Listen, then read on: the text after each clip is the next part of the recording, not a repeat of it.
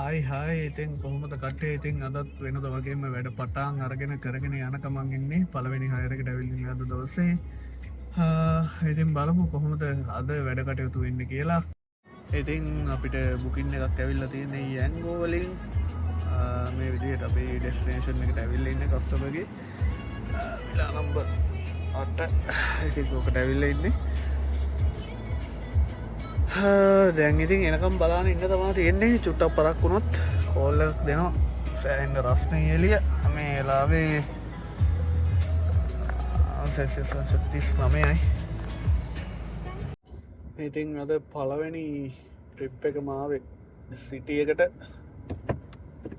සිටිය එක ඉන්නේ ටිකක් ට්‍රැෆික් ටිකක් නෙමේ මේ ටයිම් එකට. ඉතින් සතිය දවස් ගන්න ට්‍රැෆික් තම සාධියත්තල මාර ලස්සන ප්ලේස් ටිකක් හදලා තියෙනවා අලුතින්. මේක නම් අලුත් තැනක් නෙවෙයි ඒ වුණාට මාරු ප්ලේස්. සාධියත් බීච් මාරම ලස්සනයි අරලිය වවලා.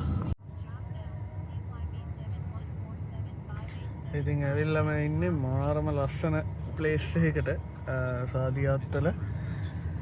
බලන්න කොච්චර කොළ පාට ලස්සනට තියෙද කියලා මේ ඒරියා එක. නිකන් ඉංග්ලන්ඩ් ෆීලින් එකක් තියෙන මේ ඇතුලේ තියෙන බිල්ඩිං වල ස්ට්‍රක්චර්ස් තුත් ඔක්කොම ඉංග්ලන්ඩ් ෆීලින් එකක් එන විදිහට තමයි තියෙන්නේ. ඉතින් මාරම ලස්සනයි. මං හරි ආසයි මේ ප්ලේස් එකට. කාලෙකට පස්සේ ආවේ.